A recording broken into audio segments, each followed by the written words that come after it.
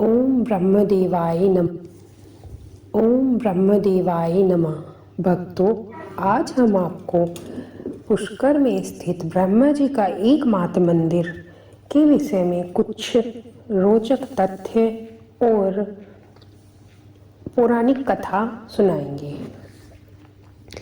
पुराणों में ब्रह्मा जी को सृष्टि के रचयिता कहा गया है, लेकिन हैरानी की बात है कि जिन्होंने सृष्टि का निर्माण किया उन्हें ही संसार पूजता नहीं है।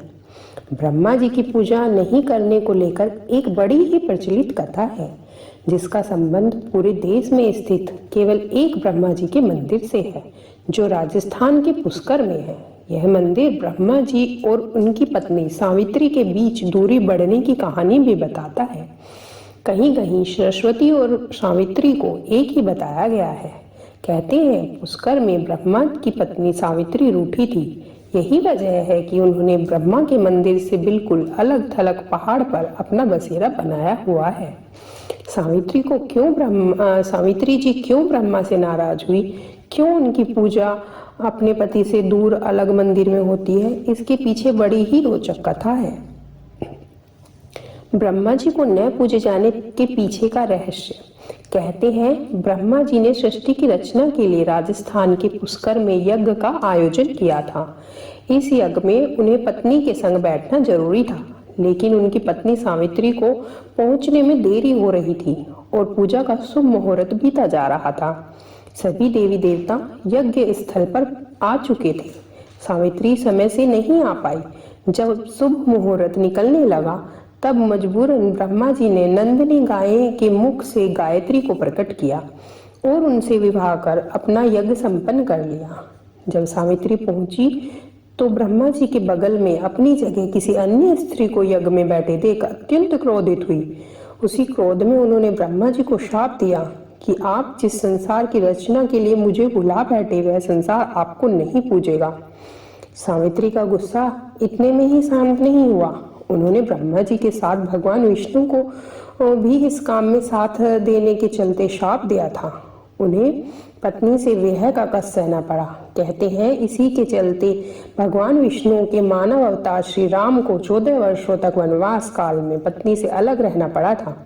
उन्होंने विवाह कराने वाले ब्राह्मण को भी श्राप दिया कि चाहे जितना दान मिले ब्राह्मण कभी संतुष्ट नहीं होंगे। गाय को कलयुग में गंदगी खाने और नारद मुनि को आजीवन कुंवारा रहने का श्राप दिया था। अग्निदेव को भी सावित्री के कोप से कोई नहीं बचा पाया। उन्हें भी कलयुग में अपमानित होने का श्राप मिला। श्राप के बाद देवी देवताओं ने सावित्री जी को अपना श्राप वापस लेने का आग्रह किया। लिया हुआ श्राप वापस नहीं दिया हुआ श्राप उन्होंने ब्रह्मा जी से कहा कि पूरे संसार में केवल पुष्कर एक ऐसी जगह है जहां आपका मंदिर होगा।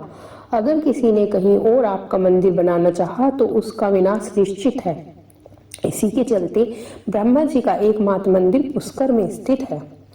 कैसे हुआ मंदिर का निर्माण, इसके बारे में भी कुछ आवश्यक तथ्य और जानकारी है। ब्रह्मा जी का मंदिर कैसे बना, इस बारे में ज्यादा जानकारी तो किसी को नहीं है, लेकिन कहते हैं 1200 साल पहले अर्णव वंश के एक राजा को सपना आया था। राजा ने देखा इस जगह पर एक मंदिर है जिसको मरम्मत आदि की आवश्यकता है। राजा ने मंदिर का दोबारा निर्माण कराया। मंदिर के पीछे एक पहाड़ी पर ब्रह्मा जी की पत्नी सावित्री का भी मंदिर है। माना जाता है क्रोध शांत होने के बाद सावित्री पुष्कर के पास मौजूद पहाड़ियों पर जाकर तपस्या में लीन हो गई और फिर वहीं की होकर रह गई।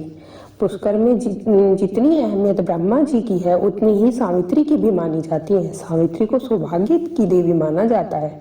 यह मान्यता है कि यहाँ पूजा करने से सुहाग की लंबी उम्र होती है। यही वजह है कि महिलाएं यहाँ आकर प्रसाद के तौर पर मेहंदी, बिंदी और चूड़ियां चढ़ाती हैं और सावित्री से पति की लंबी उम्र मांगती हैं। कहते हैं कि यही रहकर सावित्री भक्तों का कल्याण करती हैं। वहां जाने के लिए श्रद्धालुओं को कई सैकड़ों सीढ़ियां पार करनी पड़ती हैं। ब्रह्मा और सावित्री दोनों का आशीर्वाद लेने से ही यह यात्रा सफल होती है। पुष्कर झील का भी एक खास महत्व है। मंदिर के बगल में ही एक मनोहर झील है जिसे पुष्कर झील के नाम से जाना जाता है। पुष्कर झील हिंदुओं एक परम पावन स्थान के रूप में जानी जाती है। पुष्कर झील हिंदुओं के एक परम पावन स्थान के रूप में जानी जाती है। कहते हैं जब यज्ञ के स्थान को सुनिश्चित करते समय ब्रह्मा जी के हाथ से कमल का फूल पृथ्वी पर गिर पड़ा। इससे पानी की 3 बूंदें पृथ्वी पर गिर गई, जिनमें से एक बूंद पुष्कर में गिरी थी। इसी बूंद से पुष्कर झील का निर्माण हुआ। पुष्कर झील अपनी पवित्रता और सुंदरता के लिए पूरे विश्व में जानी जाती है। श्रद्धालुओं के लिए पुष्कर बहुत महत्वपूर्ण तीर्थ स्थल है। ऐसा माना जाता है कि प्रत्येक व्यक्ति को अपने जीवन में एक बार पुष्कर की यात्रा अवश्य करनी चाहिए। पुष्कर हिंदू धर्म के सबसे महत्वपूर्ण तीर्थों में से एक है।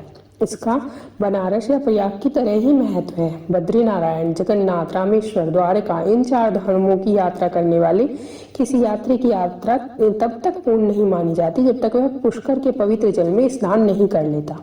इसका उल्लेख 4वीं शताब्दी में आए चीनी यात्री फाहान ने भी किया है। ऐसा माना जाता है कि इस जल में स्नान करने से मोक्ष की प्राप्ति होती है। ब्रह्मा जी ने पुष्कर झील के किनारे कार्तिक शुक्ल एकादशी से पूर्णमासी तक यज्ञ किया था। इसकी स्मृति में अनादिकाल से यहाँ कार्तिक मेला लगता आ रहा है।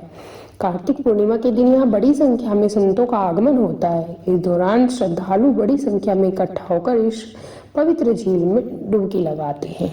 ओम ब्रह्मदेवाय नमो नमः।